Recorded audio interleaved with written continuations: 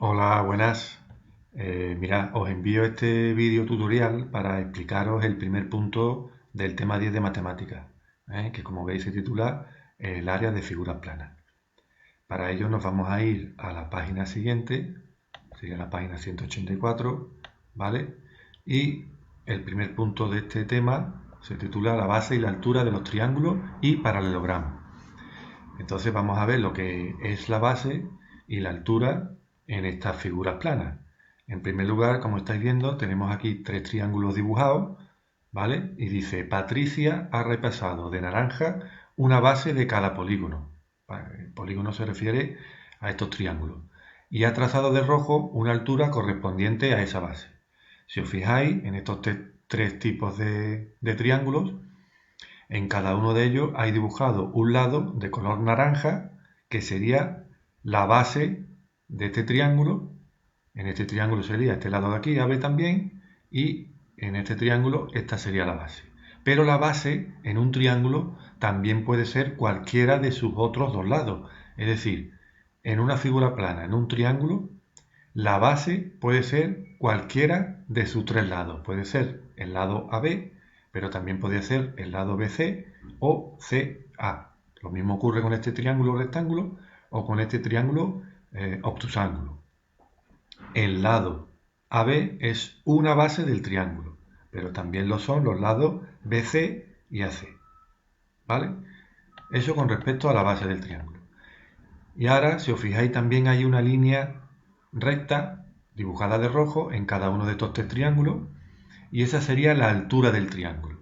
¿Y qué es la altura? Pues es el segmento que va desde el vértice opuesto a la base y tiene que ser una línea recta que corte perpendicularmente a la base, es decir, que forme un ángulo de 90 grados. ¿Vale? En este primer triángulo acutángulo, la altura sería este segmento que va desde el vértice C hasta la base, ¿vale? Formando un ángulo de 90 grados.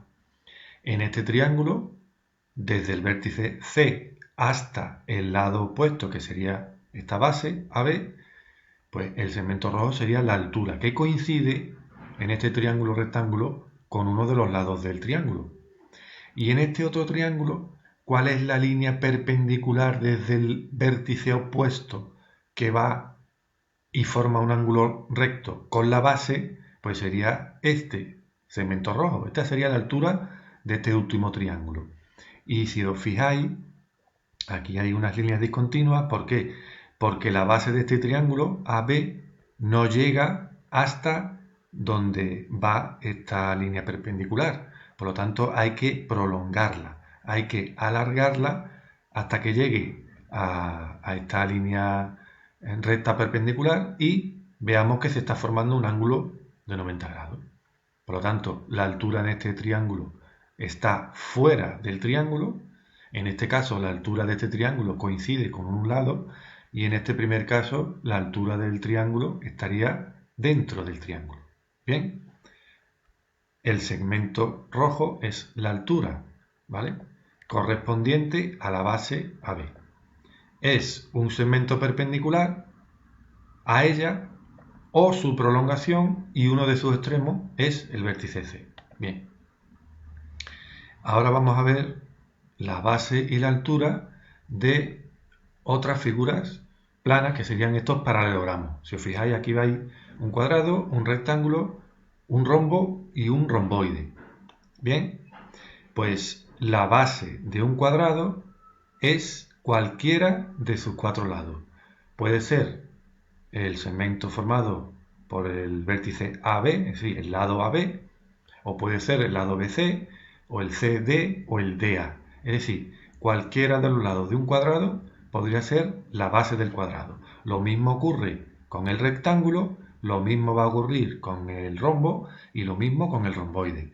Cualquiera de sus cuatro lados podría ser la base de esa figura. Bien, aquí lo pone.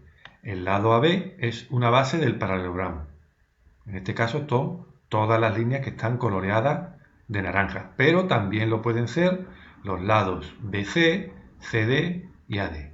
Bien, ahora, ¿cuál es la altura en los paralelogramos? Pues en el caso del cuadrado, La altura sería la línea recta que corta perpendicularmente a la base, igual que ocurría en el triángulo, y que sale de un ángulo opuesto a la base. Es decir, puede salir del lado del vértice D o del vértice C.